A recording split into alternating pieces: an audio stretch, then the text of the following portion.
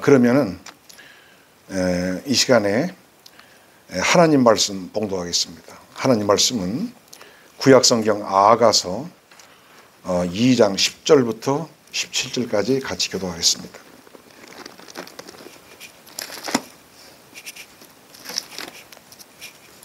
잠언, 전도서, 아가서 이렇게 되어 있습니다. 아가서 2장 10절부터 17절까지.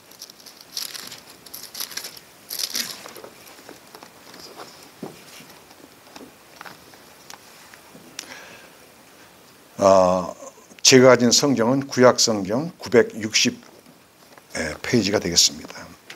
아가서 2장 10절부터 17절까지 끝절까지 한 절씩 기도하겠습니다. 제가 먼저 10절을 읽겠습니다. 나의 사랑하는 자가 내게 말하여 이르기를 나의 사랑 나의 어여쁜 자야 일어나서 함께 가자. 겨울도 지나고 비도 그쳤고 지면에는 꽃이 피고 새 노래할 때가 이르렀는데 반구의 소리가 우리 땅에 들리는구나. 무화과나무에는 푸른 열매가 익었고 포도나무는 꽃이 피어 향기를 더하는구나. 나의 사랑 나의 어여쁜 자야 일어나서 함께 가자. 바위 틈 낭떠러지 은밀한 곳에 있는 나의 비둘기야 나로 내 얼굴을 보게 하라. 내 소리를 듣게 하라. 내 소리는 부드럽고 내 얼굴은 아름답구나. 우리를 위하여 포도원을 허는 작은 여우를 잡으라. 우리의 포도원에 꽃이 피었습니다. 나의 사랑하는 자는 내게 속하였고 나는 그에게 속하였구나. 그가 백합화 가운데서 양떼를 먹이는구나. 나의 사랑하는 자야 나를 기울고 그림자가 갈 때 돌아와서 베드르 산에서의 누르와 어린 사슴 같아여라. 아멘.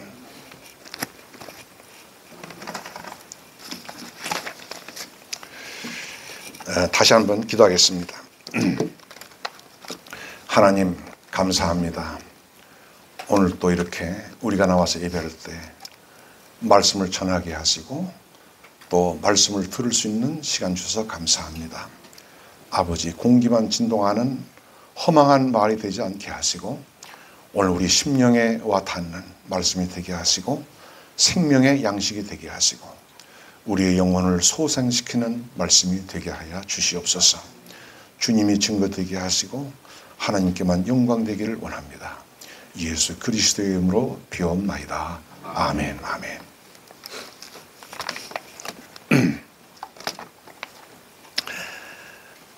본문 15절 말씀을 다시 보면은 우리를 위하여 여우 곧 포도원을 허는 작은 여우를 잡으라. 우리의 포도원에 꽃이 피었음이니라. 아가서는 솔로몬 왕과 산촌의 처녀인 술람 여인과의 사랑 이야기를 솔로몬이 그 뛰어난 그 유려한 필치로 기록을 한 것입니다. 처음에는 이 아가서를 과연 정경에 포함시킬 것인가? 즉 정경이라고 하는 것은 쉽게 말하면 신구약 66권을 말합니다. 여기에 이 아가서를 포함시킬 것인가? 아니면 제외시킬 것인가? 여기에 대해서 한동안 논란이 있었습니다. 이 책의 내용을 단순히 남녀 간의 사랑의 이야기로만 볼 것인가? 아니면 그것을 넘어서 하나님의 귀한 말씀으로 볼 것인가에 대한 논란이 있었습니다. 그러나 곧 하나님의 사람들은 아가서가 단지 남녀 간의 사랑만 이야기한 것이 아니라 주님과 성도와의 깊은 사랑이 강물처럼 흐르고 있음을 깨닫게 되었습니다. 이는 분명히 성령의 감동으로 기록된 하나님의 말씀이었습니다. 지금은 누구도 이 아가서의 정경성 문제로 논란을 벌이지 않습니다. 하나님의 말씀으로 이미 인정이 되었습니다. 남녀가 사랑을 나누는 포도원을 가정이라고 한다면 주님과 성도가 만나서 사랑을 나누는 포도원은 교회로 나타냅니다. 나아가서 성도 개인의 심령은 주님과 사랑을 나누는 신령한 포도원이라고 할 수가 있습니다. 신자의 마음은 거친 광야가 아니며 험악한 골짜기도 아닙니다. 메마른 사막도 아닙니다. 신자의 마음은 향기가 가득하고 꽃이 만발하고 열매가 풍성하고 그리고 초목이 잘 가꾸어져 있는 아름다운 동산과 같습니다. 본문 10절로 12절에 나의 사랑하는 자가 내게 말하여 이르기를 나의 사랑 나의 어여쁜 자 일어나서 함께 가자. 겨울도 지나고 비도 그치고 지면에는 꽃이 피고 새해 노래할 때가 이르는데 반구의 소리가 우리 땅에 들리는구나. 이는 솔로몬 왕이 술람미 여인에 대한 사랑의 노래입니다. 솔로몬의 포도원에도 꽃이 피어 있고 봄이 왔고 우리 교회 그리고 내 심령의 포도원에도 양춘 가절 꽃 피는 계절이 왔습니다. 그런데 여기서 작은 여우가 들어와서 이 포도 동산을 자꾸 파괴시킵니다. 팔레스타인에는 여우가 많았습니다. 느헤미야서 4장 3절에 보면 암몬 사람 도비아는 곁에 있다가 가로되 저들의 건축하는 성벽은 여우가 올라가도 곧 무너지리라 하더라. 이것은 이스라엘이 바벨론에서 포로 생활에서 돌아와서 예루살렘 성벽을 재건하는데 이스라엘의 대적의 원수인 도비아가 그 성전 재건한 공사를 비웃으면서 하는 말이었습니다. 좌간 여우가 올라가도 그 성벽은 무너지리라. 얼마나 하찮게 여기는 말이겠어요. 어쨌든 이걸 보면 팔레스타인 지방에는 여우가 많았다는 것을 알 수가 있습니다. 여우를 히브리 말로 두아림이라고 하는데 이것은 땅을 깊이 판다 하는 뜻에서 왔습니다. 여우는 종종 팔레스타인 근방의 포도원들을 파헤쳐서 못쓰게 만듭니다. 일찍이 여우가 에덴 동산에서 아담과 하와가 아름다운 사랑에 꽃피는 것을 회방하고 창조의 아름다운 열매를 맺지 못하도록 그렇게 헤쳐놨습니다. 에덴 동산에서 맛을 본 여우는 교회에 들어오고 우리 가정에 들어오고 내 마음의 동산에 들어와서 파악의 역사를 계속해 나가고 있습니다. 이 여우는 사탄이요, 이단이요, 잘못된 사상이요, 때로는 죄의 본성을 나타내기도 합니다. 특별히 우리는 우리들의 심령에 주님과의 아름다운 사랑의 꽃을 피고자 할 때 내 심령에 포동하는 이 작은 여우를 잡아야 합니다. 많은 사람의 심령이 에덴 동산에처럼 생기가 넘치고 꽃이 만발한 것 같았는데 왜 끝까지 열매를 맺지 못하고 중간에 시들어버리고 말까요? 이는 작은 여우가 내 속에 들어온 때문입니다. 이 작은 여우를 방치해서 내버려둔 때문입니다. 그래서 내 심령에 들어온 작은 여우를 잡는 일에 우리는 절대로 소홀히 해서는 안 되는 것입니다. 첫째로 우리는 간교한 작은 여우를 잡아내야 합니다. 본문 15절 다시 보면 우리를 위하여 여우 곧 포도원을 하는 작은 여우를 잡으라. 여우는 아주 간사하고 교묘하고 교활합니다. 에덴 동산에서 가장 간교한 뱀은 아담과 하와를 미혹했어요. 우리 심령 속에서 가장 간교한 모습으로 미혹하는 여우가 있습니다. 아주 작은 여우지만 내버려두면 우리 심령을 파괴시켜요. 오늘 솔로몬은 작은 여우라 그랬어요. 작은 여우. 눈에 보일 듯 말 듯 작은 여우. 전설에 보면 여우는 하룻밤에 12번씩 변장을 한다고 합니다. 여우는 어떤 때는 분홍색으로 변해서 흑빛과 비슷해지기 때문에 그것이 땅에 착 붙어 있으면 포수가 여우를 잡으려고 따라가다가도 옆에 두고도 이게 잘 못 보고 그냥 지나치는 수가 있다고 합니다. 또 여우가 새를 잡으려면은 이 양 뒷발을 딱 꼿꼿이 세우고 이 앞발은 딱 차렷 자세하고 그리고 꼿꼿하게 서 있으면 새들이 지나가다가 그게 말뚝인 줄 알고 거기에 앉으면 얼른 잡아 먹는다고 합니다. 여우는 참으로 교활한 수단을 잘 부리는 짐승이고 교묘한 수단으로 둔갑해서 인간을 유혹하는 짐승이에요. 그런데 밖에 있는 여우가 문제가 아니라 내 안에 있는 이 작은 여우에게 우리가 속아 넘어가지 않아야 하는 것입니다. 인간을 시험하고 파괴한 것은 내 안에 작은 여우가 들어와 있기 때문입니다. 내 안에 있는 작은 여우가 틈을 타서 나를 자꾸 함정에 빠뜨립니다. 내 안에 있는 작은 여우는 내 마음을 자꾸 변하게 만들어요.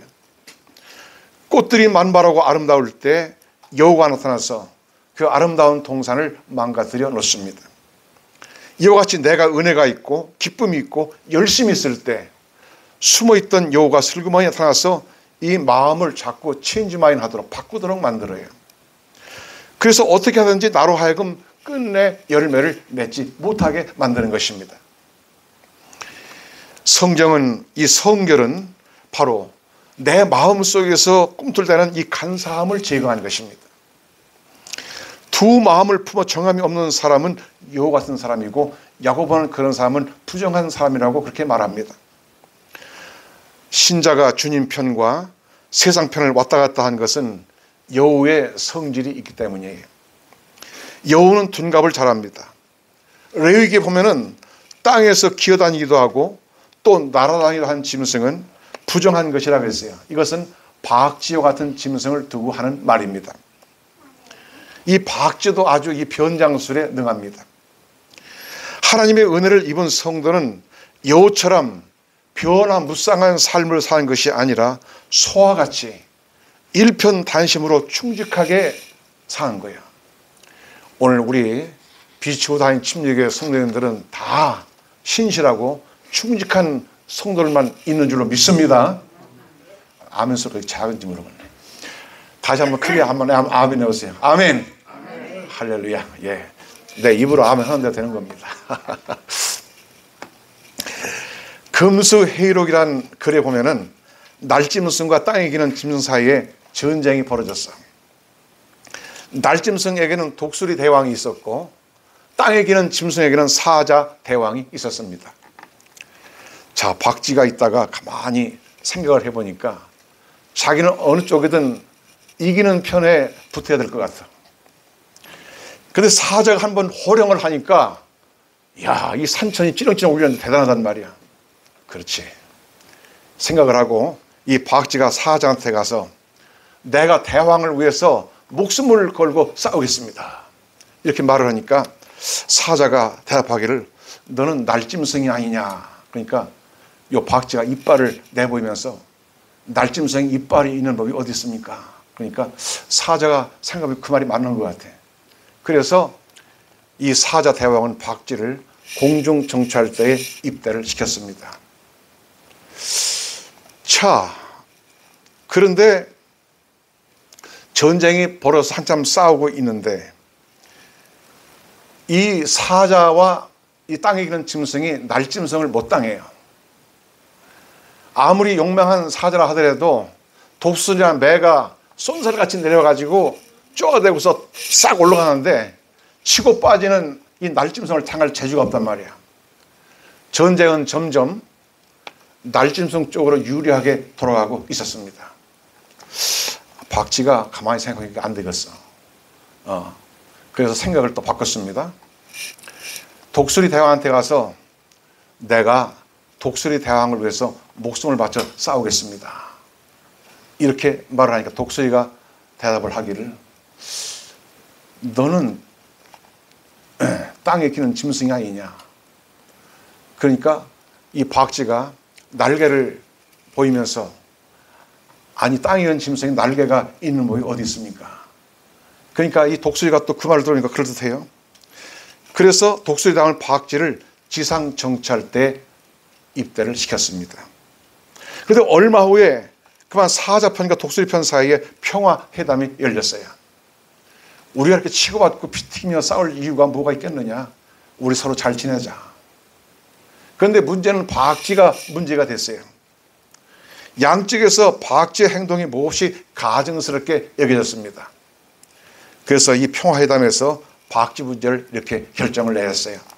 첫째, 박쥐는 간사한 놈이라 양쪽에서 다 붙이지 말 것. 둘째, 박쥐는 낮에는 고목나무 속에 거꾸로 매달아 둘 것.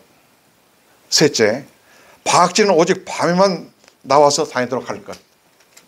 그래서 바악지는 이때부터 다른 짐승에 붙지 못하고 낮에는 고목나무에 매달려 있고 밤에만 슬그머니 나와서 다니게 되었다는 것입니다.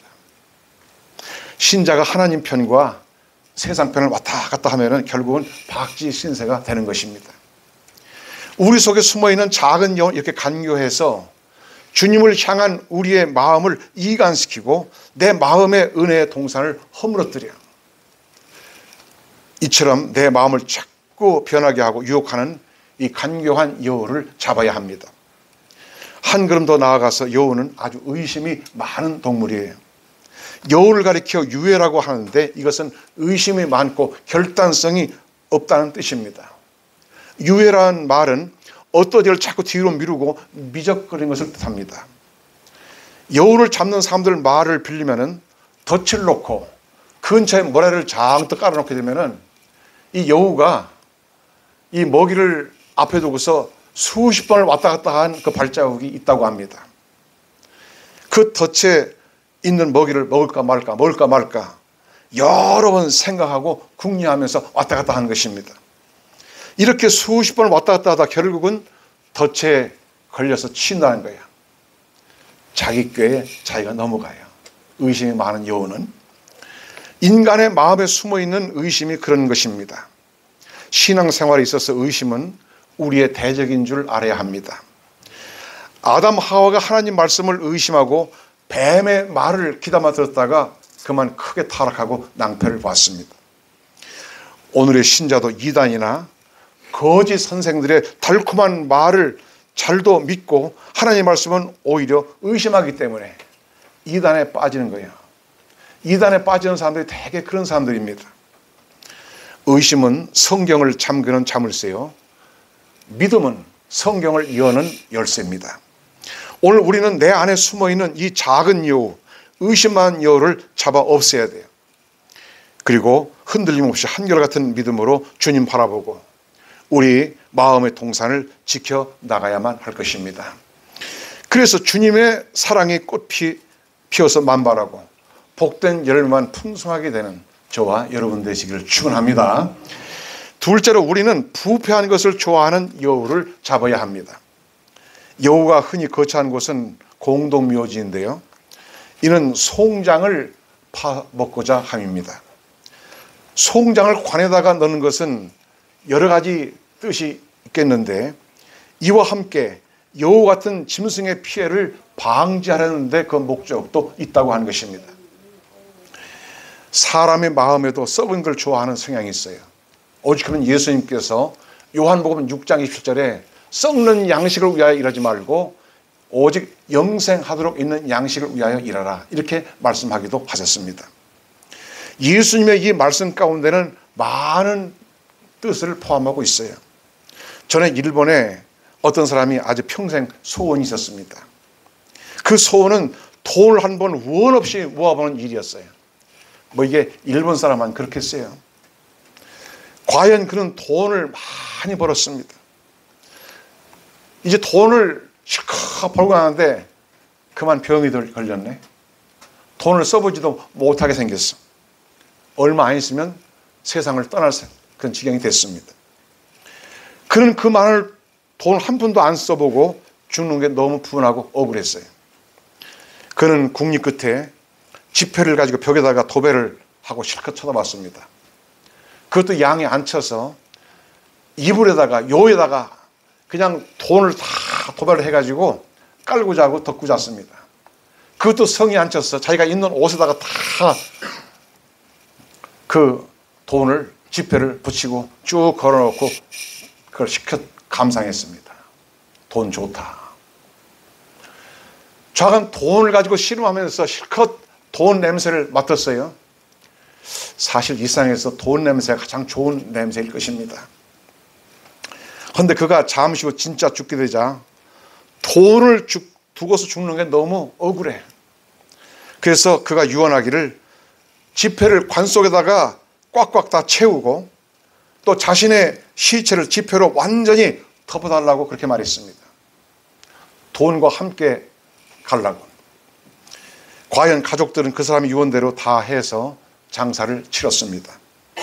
자, 얼마 후에 그 사람의 묘소에 가보니까 산소는 파헤쳐 있었고 관뚜껑은 열려 있고 그 안에는 돈은 한 푼도 안 남고 도둑놈이 다 가져갔어. 게다가 날짐승이 와서 시체를 뜯어먹었어요. 참으로 허무하고 어리석은 것입니다. 이뿐 아니라 인간은 끊임없이 썩을 멸류관을 구해요. 결국은 썩어지고 없어질 멸류관을 위해서 그렇게 다름질을 합니다. 시편 103편 15절 16절에 인생은 그날이 풀과 같으며 그 영화가 들의 꽃과 같도다. 그것은 바람이 지나면 없어지나니 그것이 다시 알지 못하거니와, 이렇게 말씀합니다. 사람들은 잠시 후에는 썩을 멸류관을 위해서 모든 노력을 다합니다. 이는 사람 안에 부패한 걸 좋아하는 여우가 있기 때문입니다. 그러나 하나님이 우리에게 주시는 것은 잠시 후에는 썩고 잠시 후에는 후패하고 수치스럽고 욕된 것이 아니요 늘 새롭고 또 새롭고 아름다운 것입니다. 헬라어에 이 새 것이라는 단어가 두 가지가 있어요. 하나는 네오스라는 말이 있습니다. 네오스. 여기서 영어의 뉴스라는 말이 나왔어요. 뉴스라고 하는 것은 오늘은 뉴스지만 내일 가면 그건 더 이상 뉴스가 아닙니다. 내일 가면 그것은 옛날 얘기고 이미 지나간 얘기고 이미 아무런 감동이 없습니다. 그런데 또 하나의 단어는 카이노스라는 말이 있어요. 이것은 새 것이라는 말인데 오늘 또 새롭고 내일 또 새롭고 항상 새로운 것입니다. 우리가 장차 들어갈 새하늘과 새 땅은 늘 새로운 세계가 될 것입니다. 즉 하나님이 우리에게 주시는 것은 실증나지 않는 카이노스적인 것이에요. 이 세상에는 새 것이 없어요. 새 것 같지만 후에는 다시 낡아지고 후패하고 새 맛이 없습니다. 전도서 1장 9절 10절에 해 아래는 새 것이 안나니 무엇을 가리켜 이르기를 보라 이것이 새 것이라 할 것이 있으랴. 우리 오래전 세대에도 이미 있었느니라. 이렇게 말씀하고 있습니다. 오직 해보다 더 높은 하나님께로부터 오는 것만이 영원히 새로운 것입니다. 오직 위로부터 오는 것들만이 나를 만족시키고 나를 기쁘게 하고 나를 항상 행복하게 만들어요. 하나님으로부터 오신 예수 그리스도, 하나님 말씀, 하나님의 성령, 하나님의 은혜만이 항상 신선하고 나를 새롭게 하고 나를 만족해 하는 것입니다. 오직 위로부터 오는 것만이 내가 부패하는 것을 막아줘요. 땅의 것은 많이 먹을수록 부패해요. 그러나 위로부터 오는 것은 많이 먹을수록 내가 새로워집니다. 우리 속에 은밀히 들어와 있는 작은 여우는 은혜의 꽃이 만발할 때, 은혜의 향기가 가득 찰 때 공작해서 그 아름다운 동산을 망가뜨립니다. 그래서 거룩함보다 부패한 것을 좋아하고 부패한 것을 추구하게 만들어요. 우리는 늘 깨어서 이 여우를 잡고 내 은혜로운 동산을 항상 지켜나갈 수 있게 되기를 예수의 이름으로 축원합니다. 셋째로 우리는 뒤를 돌아다보는 작은 여우를 잡아야 합니다. 여우는 뒤를 잘 돌아봐요. 여우는 저만치 달려가다가 힐끔 서서 뒤를 보고 또 힐끔 서 뒤를 보고 그럽니다. 근데 고양이도 좀 그런 것 같더라고요. 이렇게 여우는 힐끔힐끔 뒤돌아보는 걸 반복합니다.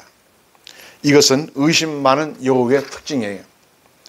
옛날에 롯의 아내도 천사의 말대로 앞만 보고 갔으면 얼마나 좋았을까요? 그런데 중간에 힐끔 뒤를 돌아봤어요.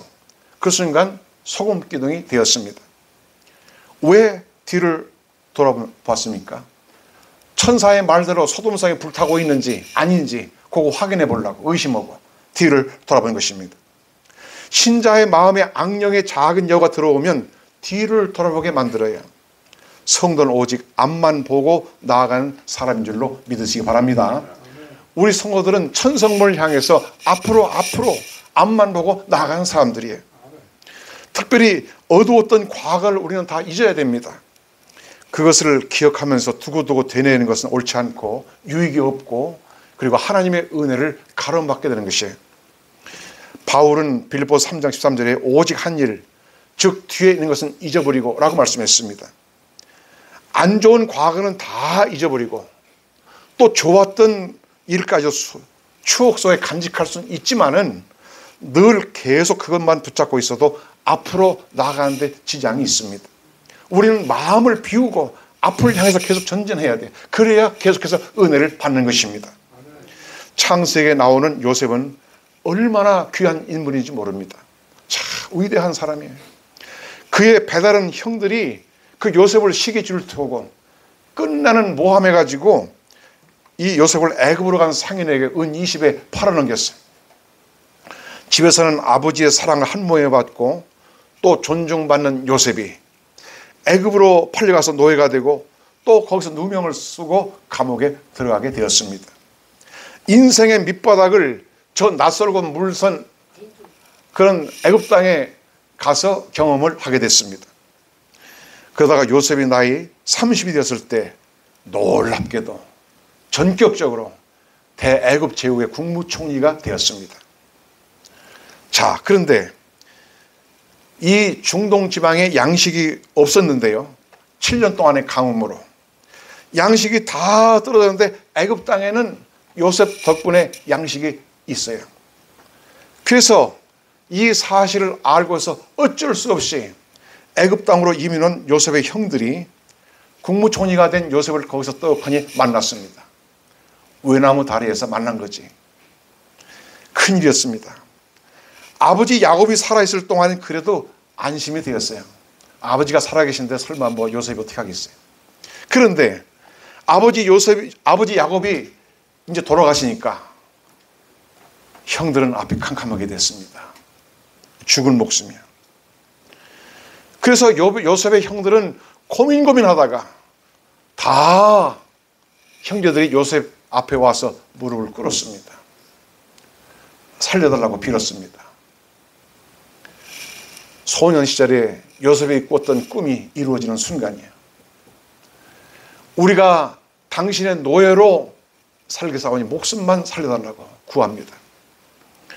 요셉의 마음먹기에 따라서 형들의 목숨은 파리 목숨이지. 그런데 요셉이 뭐라고 말합니까? 창세기 45장 5절에 이렇게 말합니다. 당신들이 나를 이곳에 팔았으므로 근심하지 마소서, 한탄하지 마소서. 하나님이 생명을 구하시려고 나를 당신들 앞서 보내었나이다. 창세기 45장 또 8절은 이렇게 요셉이 말합니다. 그런즉 나를 이리로 보낸 자는 당신들이 아니요 하나님이십니다. 이게 얼마나 위대하고 얼마나 고상하고 얼마나 큰 하나님의 사람의 모습입니까? 요셉의 심령에 오직 작은 여우가 조금도 틈타지 못했어요. 그가 보디발의 집에서 노예로 있을 때나 어두운 감옥 속에 갇혀 있을 때나 또는 훗날 국무총리가 되었을 때나 요셉은 변함없이 늘 하나님을 바라보았습니다. 해보다 더 밝은 하나님만 바라봤어요. 그러한 그의 심령에는 늘 밝은 빛이 환하게 빛나고 있었습니다. 그러므로 요셉의 이러한 밝은 심령에는 작은 여우가 틈탈 수가 없었습니다. 우리는 가장 괴로울 때에도 스데반처럼 눈을 들어 주님을 바라봐야 돼요. 주님의 눈과 내 눈이 마주칠 수 있어야 합니다. 그때 스데반의 얼굴은 천사의 얼굴처럼 빛났어요. 자기를 돌로 치는 사람들을 향해서 주여 저들의 죄를 용서해달라고 기도했습니다. 요셉이 그렇게 했습니다. 형들을 다 용서했고 위대한 성도가 되었습니다. 요셉은 참으로 항상 주님 바라보고 어두운 과거를 잃을 수 있었어요.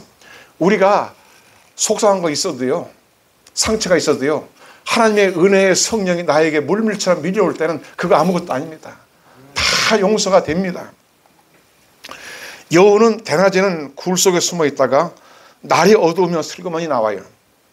우리 심령 속에 주님 말씀의 빛으로 채우고 주님의 성령의 빛으로 채우면 감히 여우가 내 심령에 들어와서 내 심령의 동산을 파괴하지 못하는 것입니다. 요셉은 뒤를 돌아보지 않았고 꿈으로 하나님이 보이신 약속을 한 번도 의심하지 않았어요. 요셉은 같은 내용의 꿈을 2번 꿨습니다. 하나님이 2번 꿈에 보여주신 것은 반드시 그 꿈대로 이루어진다고 하는 사인이었어요. 요셉은 비록 노예로 팔렸을 때나 감옥에 있을 때 가장 힘들 때에도 하나님이 그에게 주신 그 꿈을 꼭 붙잡고 의지하고 믿었습니다. 얼마나 은혜롭고 얼마나 아름다운 믿음입니까? 오늘 우리들도 하나님의 모든 약속을 의심하지 말고, 우리가 살려면 어두운 때, 힘들 때도 있어요. 그런 때라도 절망하거나 의심하지 말고 하나님의 약속의 말씀을 꼭 믿어야 할 줄로 믿습니다.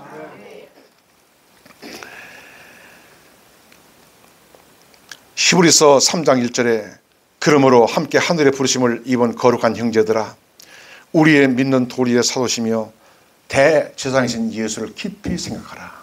예수님을 깊이 생각하라고 했습니다. 우리를 위해 말할 수 없는 큰 고통 당하시고 십자가에 달리신 예수를 깊이 생각하면 내 과거와 내 상처가 자연히 치유되는 것입니다. 우리 주님의 십자가의 피는 치유하는 능력이 있어요.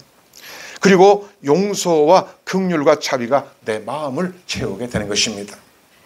성도들 중에 많은 분들이 과거의 죄책이나 상처, 쓰라린 실패로부터 완전히 벗어나지 못하고 치유되지 못한 채 신앙생활을 해요.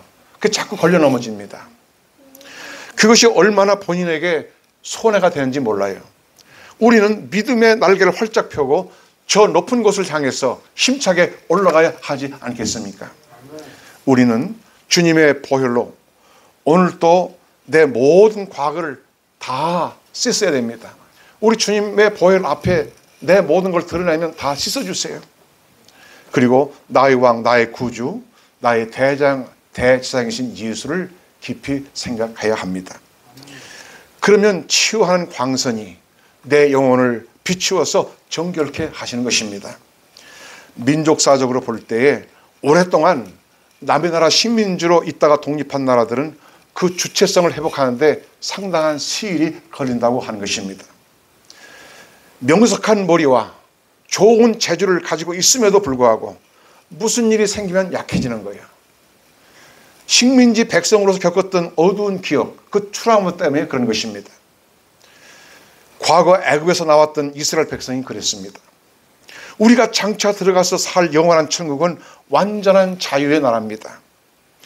이제 우리는 이미 여기서 종의 멍에를 뱉고 자유인으로 살아야 하는 것입니다. 우리 예수님께 십자가에서 피 흘려서 우리를 종의 상태에서 자유인의 상태로 만들어 놓으셨습니다. 우리는 뒤를 돌아보게 만드는 작은 여우를 꼭 잡아야 되겠어요. 오늘 또 우리는 오직 내게 자유를 주시는 주님과 동행을 해야 합니다.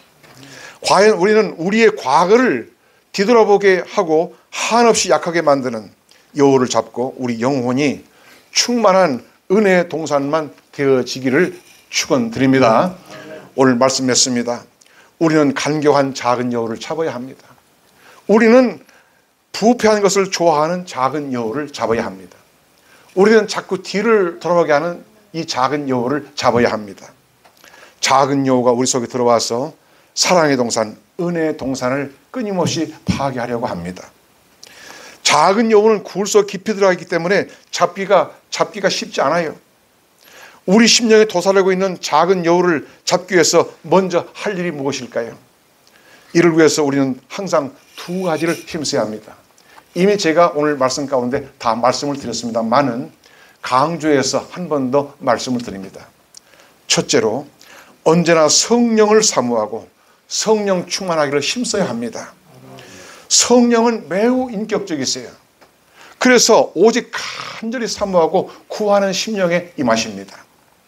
그리고 내게 부으신 성령은 나를 뜨겁게 하시고 나를 정결케 하십니다. 굴 속에다가 불을 지르면은 아무리 굴 속 깊은 곳에 여우가 들어가 있어도 뜨거워서 견디지 못하고 튀쳐 나올 수밖에 없어요. 거룩한 불로 내 심령이 뜨거워지면 내 속에는 여우는 견디지 못하고 빠져나오게 되어 있습니다. 그래서 우리는 내 심령이 차갑지 않도록 따뜻하도록 늘 이렇게 관리를 해 나가야 됩니다. 그리고 두 번째는 하나님 말씀으로 무장을 해야 돼요. 시편 1편 1절 2절에 복 있는 사람은 악인의 꾀를 쫓지 아니하며 죄인의 길에 서지 아니하며 오만한 자의 자리에 앉지 아니하고 오직 여호와의 율법을 즐거워하여 그 율법을 주야로 묵상한 자로다. 이렇게 분명히 말씀하고 있습니다.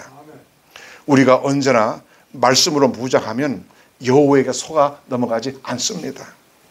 우리는 작은 여호를 잡고 내 심령의 동산, 우리 교회 동산을 끝까지 잘 지켜나가야 되겠습니다.